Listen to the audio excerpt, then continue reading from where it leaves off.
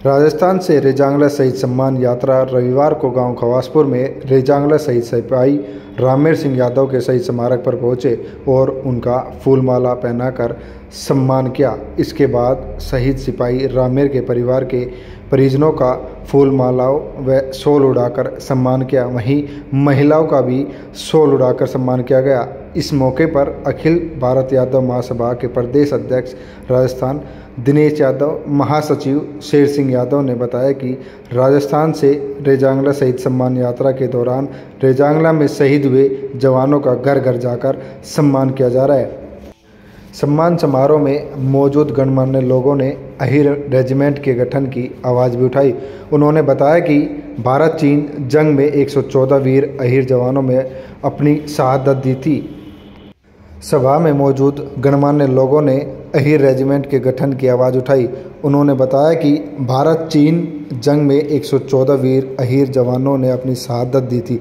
कार्यक्रम को संबोधित करते हुए दिनेश यादव ने कहा कि भारत सरकार जल्द ही इन 114 वीर अहीर सैनिकों के सम्मान में अहीर रेजिमेंट बनाकर यादव समाज को कृतार्थ करे। इस मौके पर सभा को संबोधित करते हुए भाजपा युवा नेता महेश यादव जमालपुर ने कहा कि समाज को इन सैनिकों की वीरता की कहानी को जानना चाहिए। शौर्य दिवस सिर्फ यदुवंशियों के लिए नहीं, पूरे भारतीयों के लिए है। अहीर वीरों ने रेजांगला सेक्टर में अपने प्राणों की आहुति देकर राष्ट्र सेवा में अहम योगदान दिया था। भारतवर्ष उनके बलिदानों को सदैव याद रखेगा।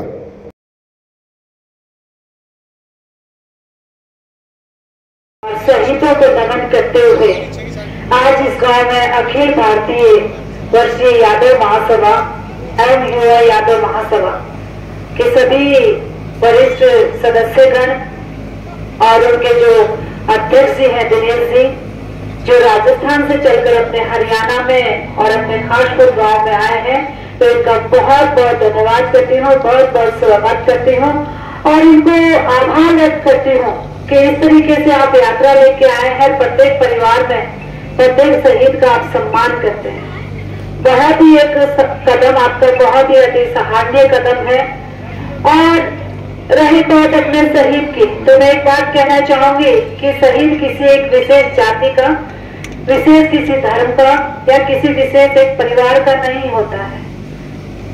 सैनिक शहीद अपना पूरा राष्ट्र का एक संपत्ति होती है, जिनकी बदौलत हम यहाँ चैन और शांति से बैठे हैं। इन सैनिकों की बदौलत ही हम यहाँ आराम से बैठे हुए हैं, सुख और चैन की शांति की हम यहाँ परिवार के बीच में बैठे हुए हैं।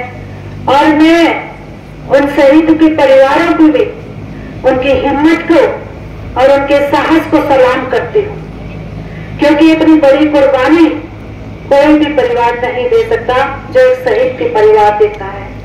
तो मैं सलाम करती हूँ परिवारों को, बहुत बहुत सलाम करती हूँ जो इस तरीके से अपने परिवार से देशभक्ति के नाम पर अपने परिवार में अपने बेटे को, अपने भाई को देश सेवा के नाम पर बलिदान देते हैं। तो आप सभी का, सभी साथियों का, अखिल भारतीय सभी पदाधिकारियों का जो ये यात्रा निकालते हैं उनका बड़ा आभार व्यक्त करता हूँ कि इस यात्रा से हमारे शहीदों को जो सम्मान ये दे रहे हैं, इससे बड़ा और कुछ नहीं हो सकता। किस प्रकार से हमारे सैनिक सरहद पर अपने घर परिवार को छोड़कर हमारे लिए दिन रात मेहनत कर रहे हैं, हमारे बॉर्डर की रक्षा कर रहे हैं, हमारे देश की रक्षा कर रहे हैं। तो ये त्याग उनका, और ये बहुत ही बड़ा त्याग है।